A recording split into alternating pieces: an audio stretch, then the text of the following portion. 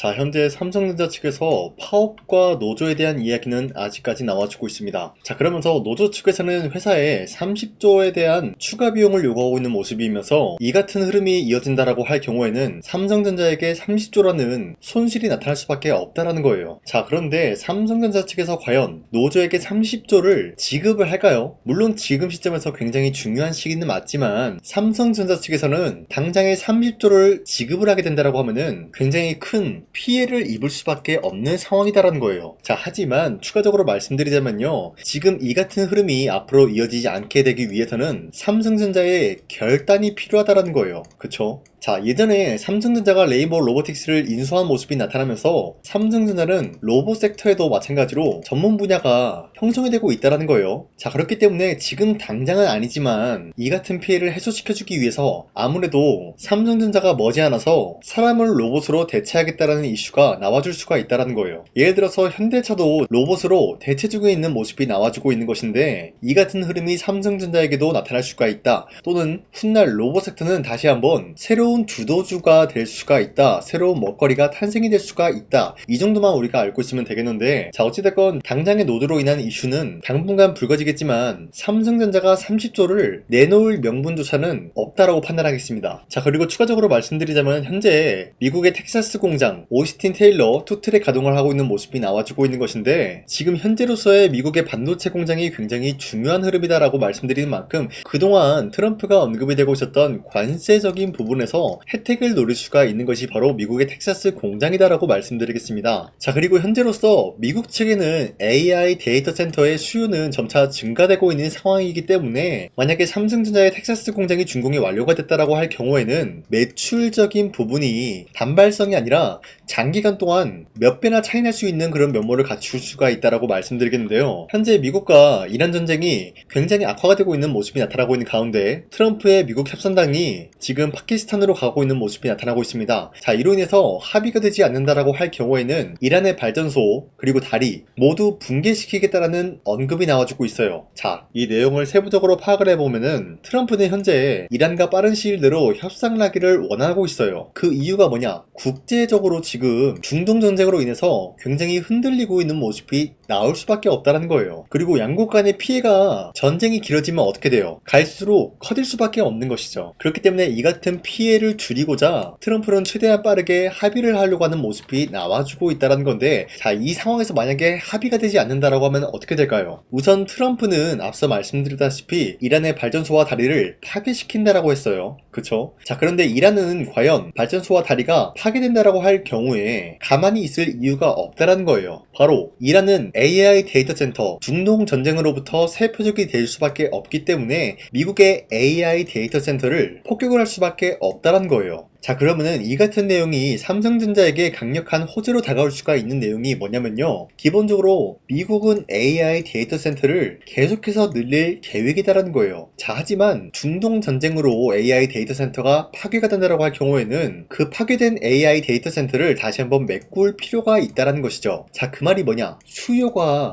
증가가 된다라는 소식이에요, 여러분. 그러면은 AI 데이터 센터의 핵심 부품 NVIDIA GPU도 마찬가지로 수요가 증가가 될 수밖에 없는 상황이면서 GPU의 핵심 부품 바로 HBM이겠죠. AI 서버 칩. 여기에 대한 수요도 증가가 될 수밖에 없다라고 말씀드려요. 자, 현재까지 삼성전자 내용을 파악을 해본 결과 이렇다 할 호재랑 악재는 발생이 되진 않았다라고 판단하고 있는데, 사실상 호재에 대한 내용이 나와주고 있다라고 말씀드려도 무방하기 때문에 미래 가치를 봤을 때 삼성전자는 현재로서 매도할 시기는 아니다라고 말씀드리겠습니다. 자, 그리고 현재 코스피가 6,300원대 찍어준 이후로부터 갑작스럽게 급락이 나왔어요. 그리고 이 라인대에서 횡보 중에 있는 모습이 나와주고 있다가 쌍바닥을 찍어준 지점에서 다시 한번 크게 반등이 나와주고 있어요. 자, 그렇다라고 하면은 지금 시점은 어디까지나 전반적인 주도 섹터들이 흔들리고 있으면서 새로운 주도주가 탄생이 되고 있는 모습이라는 거예요. 자, 그렇기 때문에 지금 시장에서 우리가 아무런 종목을 잘못 공략을 하게 될 경우에는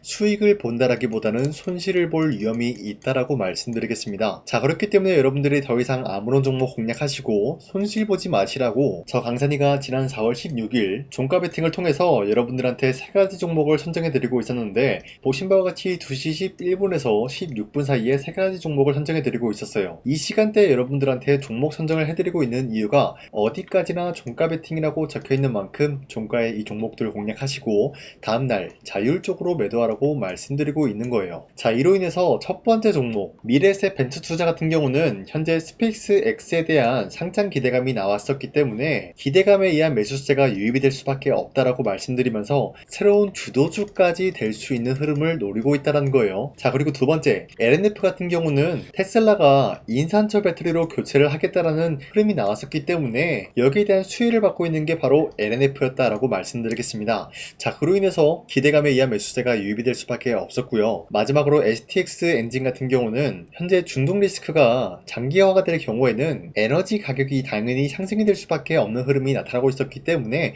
마찬가지로 기대감에 의한 매수세가 유입이 될 수밖에 없었다라고 말씀드리겠습니다. 자, 그런데 이렇게 설명드리면 여러분들이 헷갈릴 수가 있기 때문에 첫 번째 종목 미래에셋 벤처투자 같은 경우는 저점 대비해서 지금까지 상승에 대한 추세를 만들어 가고 있으면서 지난 17일 보시면은 윗꼬리가 달리면서 빠진 모습이지만 최대 25%까지 상승 나왔어요. 그리고 윗꼬리 달리면서 빠진 모습으로서 19% 상승 마감이 되었다라는 거예요. 자, 그러면은 지난 4월 16일에 이 종목 공략하신 주주님들은 아무리 못해도 19%에서 25%에 대한 상승을 노려볼 수가 있었다라고 말씀드리겠습니다. 자, 그리고 두 번째 LNF 같은 경우도 저점 대비해서 지금까지 상승에 대한 추세를 만들어 가고 있는 종목이다라고 말씀드리면서 지난 17일 보시면은 최대 9% 정도 상승 마감이 되었기 때문에 우리가 최대 노려볼 수 있었던 수치는 바로 9%에 대한 상승이었다는 거예요. 자, 그리고 마지막으로 STX 엔진 같은 경우는 보시면은 상한가로 마무리한 모습이 나와주고 있었기 때문에 최대 29%까지 노려볼 수 있는 기회가 주어졌다라고 말씀드리겠습니다. 자, 어디까지나 이런 식으로 하루에 3가지 종목씩 여러분들한테 종목 선정을 도와드리고 있는 만큼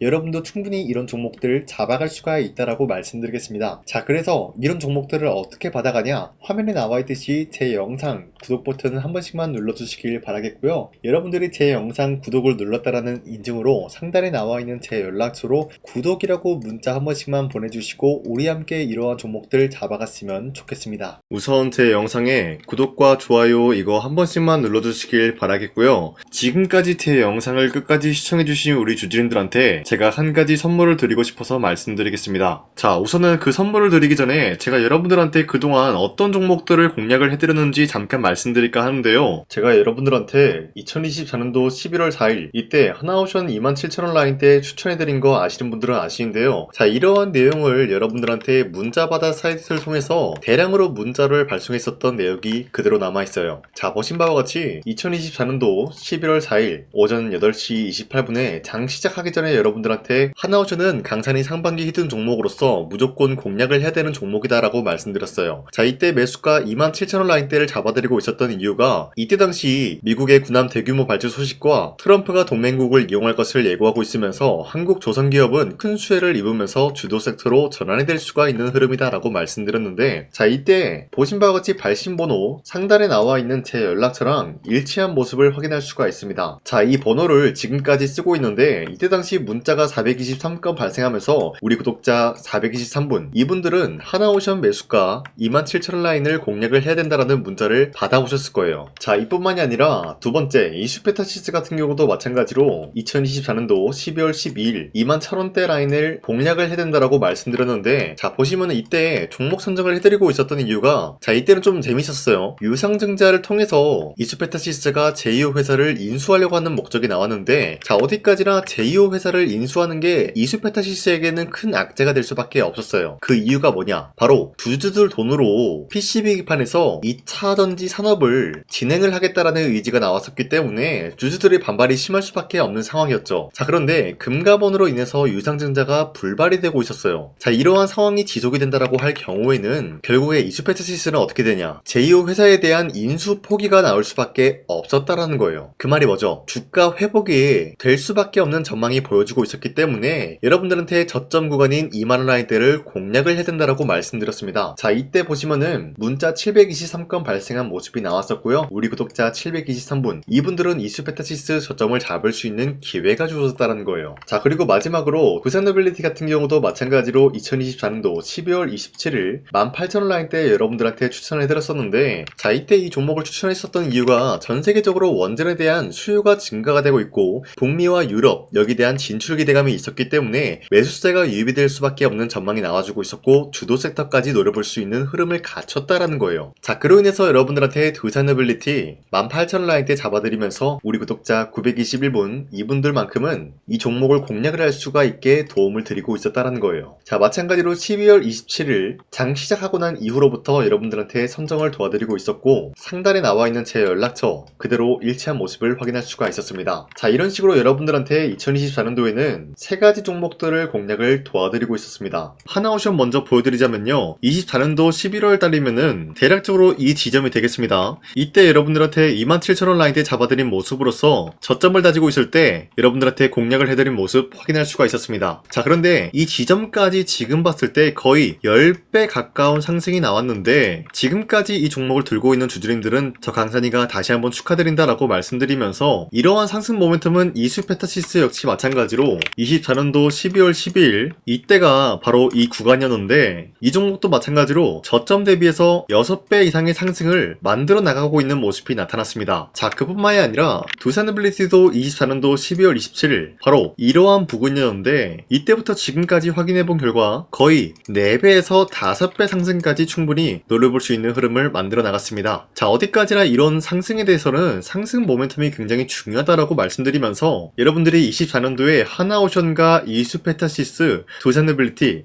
이 세 가지 종목을 놓치셨다라고 하면은 전혀 아쉬워할 게 없다라고 말씀드리겠습니다. 자 오늘 말씀드릴까 하는 종목도 이러한 상승 모멘텀을 충분히 갖출 수가 있는 종목이다라고 말씀드리겠고요. 제가 오늘 말씀드리고 있었던 3배 이상 폭등을 기대할 수 있을 만한 그런 종목 바로 말씀드릴까 하는데요. 자 오늘 이게 말씀드렸던 제가 3배 이상의 폭등 랠리를 만들어낼 수가 있는 그런 종목이다라고 말씀드린데요. 사실상 장기간 동안 하락의 추세가 나와주고 있는 모습이었지만 거래량 보면 알 수 있듯이 세력들이 하락세가 돌입이 된다라고 하더라도 쓸어담고 있는 모습이 나타나고 있습니다. 자 그 결과 현재로서 다시 한번 이러한 반등 포지션이 나와주고 있는 모습인데요. 여기에 대해서 우리가 가장 눈여겨봐야 될 흐름이 어떤 것이냐면은 수급 현황이다라는 거예요. 현재 외인과 기관들은 지금 이러한 지점 쓸어담고 있는 모습이 나와주고 있고, 반등 구간이든 하락세든 아랑곳하지 않고 쓸어담고 있는 모습이 나와주고 있어요.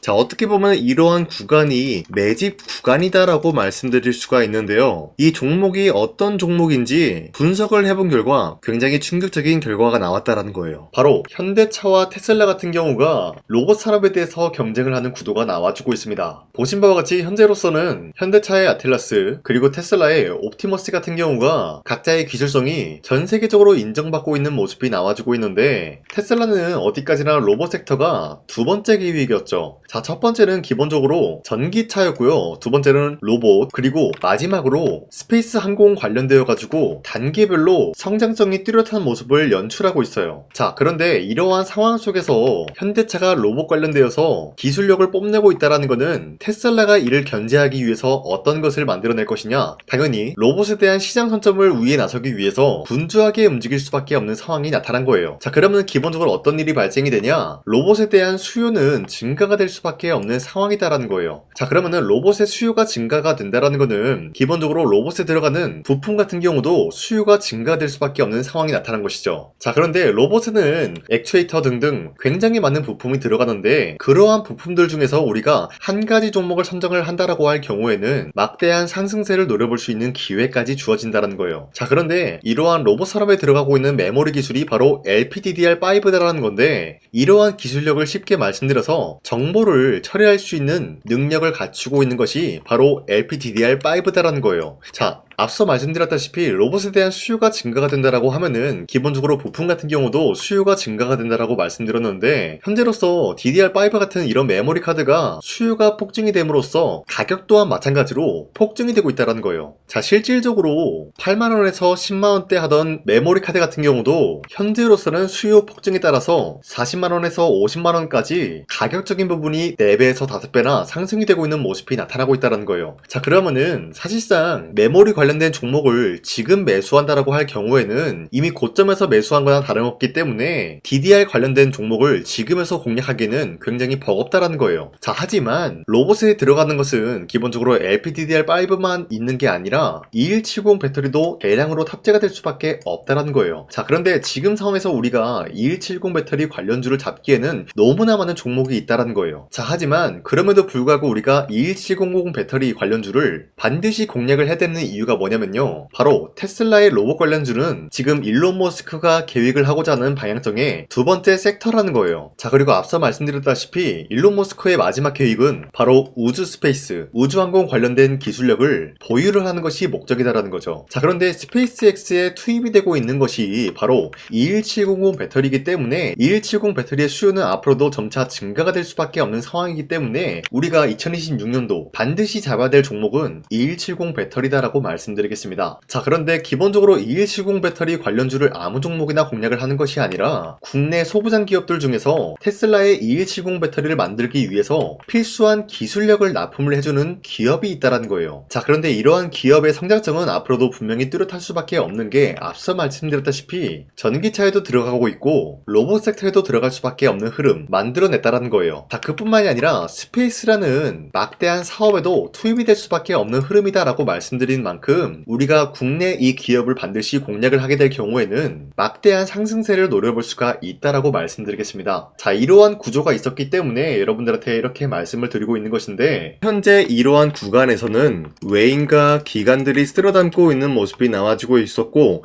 그동안 주가가 하락세가 돌입이 되더라도 계속해서 거래량이 발생이 되면서 매수세가 들어와주고 있었다라는 거예요. 자, 긴말하지 않겠습니다. 이 히든 종목을 여러분들이 꼭 받아보고 싶다라고 하시는 분들은 상단에 나와 있는 제 연락처로 구독이라고만 문자 한 번씩만 보내주시면요, 제가 선착순 1000명한테만 이 하나오션 그리고 이 스페타시스 두 사너빌리티 여러분들한테 증명을 해드리고 있었던 것처럼 이 1000분한테만 이 종목명이 뭔지 여러분들한테 문자로 발송해드리겠습니다. 지금까지 제 영상 끝까지 시청해주신 저 강산의 찐 구독자님들, 이분들한테만 이렇게 히든 종목을 선물해드리고 싶어가지고 준비한 거니까요, 반드시 구독이라고 문자 보내주시길 바라겠습니다. 이게 날마다 오는 종목이 아니기 때문에 지금 여러분들이 저한테 문자 안 보내주시고 그때 가서 후회하지 마시고요, 선착순으로 1000명이기 때문에 지금 빠르게 상단에 나와 있는 제 연락처로 구독이라고 문자 한 통씩만 남겨주시길 바라겠습니다. 자, 지금까지 제 영상 끝까지 시청해주신 우리 주주님들 다시 한번 감사드린다 라고 말씀드리면서 영상 마무리하도록 하겠습니다. 자, 지금까지 강산이었습니다. 다음 시간에 뵐게요.